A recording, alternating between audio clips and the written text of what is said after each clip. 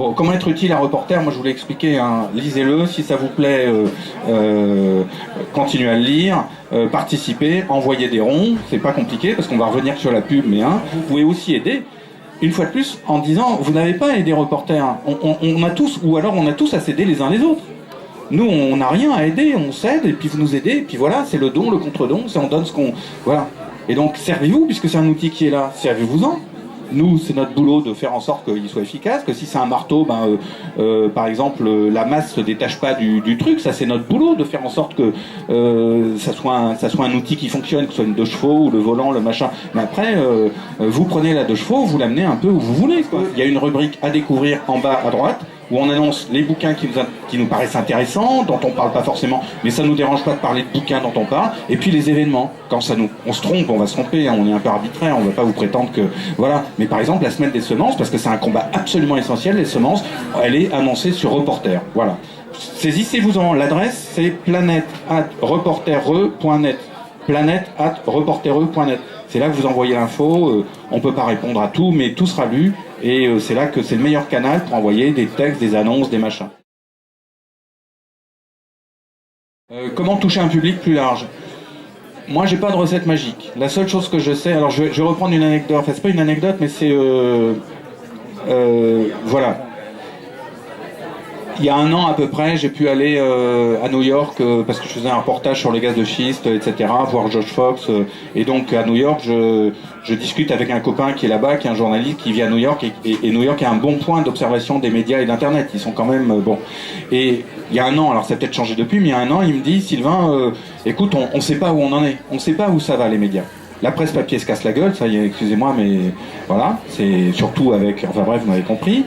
Et les médias internet, ok, ça tourne, il y a des choses comme ProPublica, il y a plein de sites intéressants, il y a du journalisme qui se renouvelle, mais la machine économique, elle n'est pas là. La machine économique, je rappelle, c'est tout simplement que les gens qui bossent soient payés. Voilà. C'est pas autre chose, l'économie. Mais ce que disait Sylvain, c'est, écoute, il y aura toujours...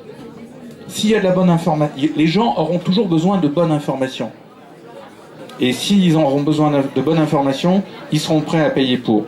Donc moi, j'ai aucune idée de comment ça va se passer. Je ne sais pas ce qui se passe le 2 février 2014, mais je me dis que si on bosse bien, si vous bossez bien, au sens pas bosser, mais si vous envoyez des bonnes infos, etc., que vous faites vivre ce truc, qu'on arrive à faire un média. Et il y en a d'autres, hein, évidemment, il n'y a pas que Reporter, il y en a plein, il faut les aider de la même manière. Je veux dire, ça serait Bastamax, ça serait Rue 89, c'est compliqué. Non, on n'est pas si nombreux finalement, mais il y a quand même pas mal de gens qui se battent. Mettons, on pourrait citer 4-5 noms comme ça rapidement. Voilà. Eh bien, si on produit collectivement de la bonne info, si on montre aussi que le monde, l'univers, la société, elle peut être super positive, que c'est pas parce qu'il y a le changement climatique qui est super grave qu'il faut, etc. Eh ben, les gens, ils seront là. Et moi, voilà, c'est comme, bon, tu vas me dire, c'est un peu une comparaison idiote, mais elle me vient à l'esprit. C'est, tu sais, avec un concert, t'as des gens sur la scène, puis de temps en temps, alors maintenant, ça devient un peu récurrent, mais les gens, le guitariste ou je sais pas qui, ils se lancent dans le vide, et puis, ouais, il y a les gars qui le récupèrent. Enfin, les spectateurs. Et c'est un peu ça. Il faut faire ça. Bon, alors, il arrive parfois que dans des concerts, le gars, il calcule mal son coup, il se jette, et puis il tombe parfait. Bon, c'est une plaisanterie. Non, ça fait pareil. Bon. Alors, les partenariats, ça c'est important. C'est important aussi. Bon, d'abord, on l'a déjà fait.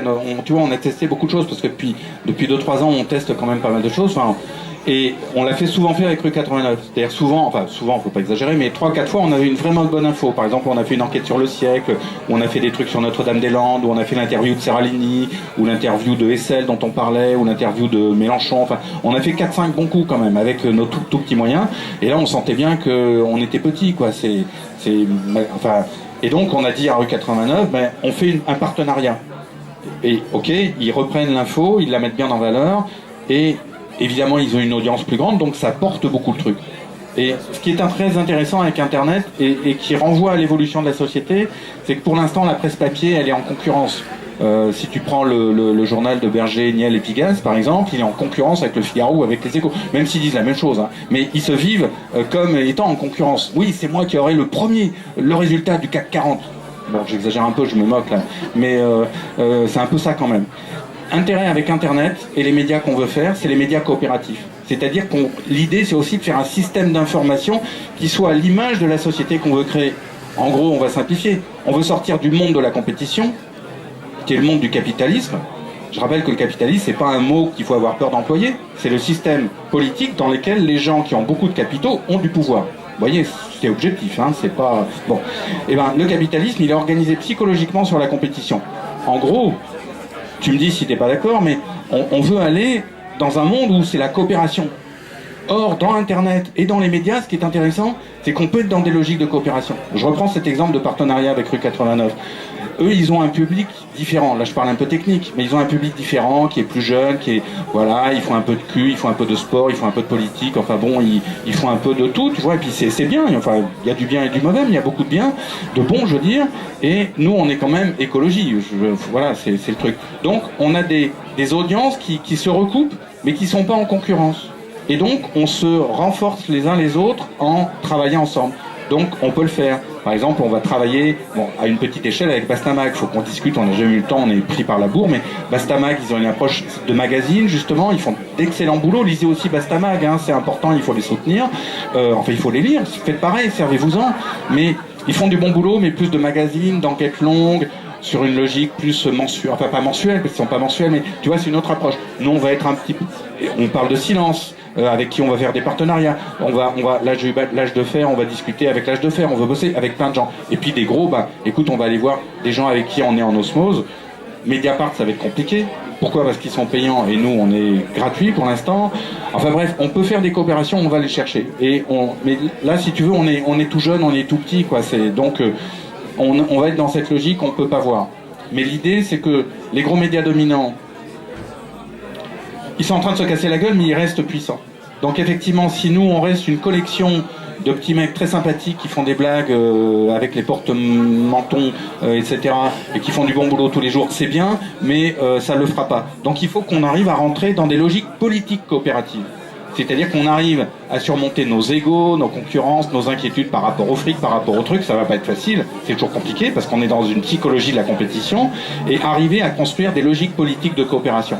Donc voilà, ça c'est la démarche et l'esprit. On va pas le faire en 3 semaines, mais c'est dans cette direction qu'on va aller. Comme on a déjà l'expérience avec Rue 89, je sais pas ce qu'on va faire avec eux. Avec Silence que tu citais, là, avec Silence on va le faire, c'est engagé. Avec d'autres, voilà.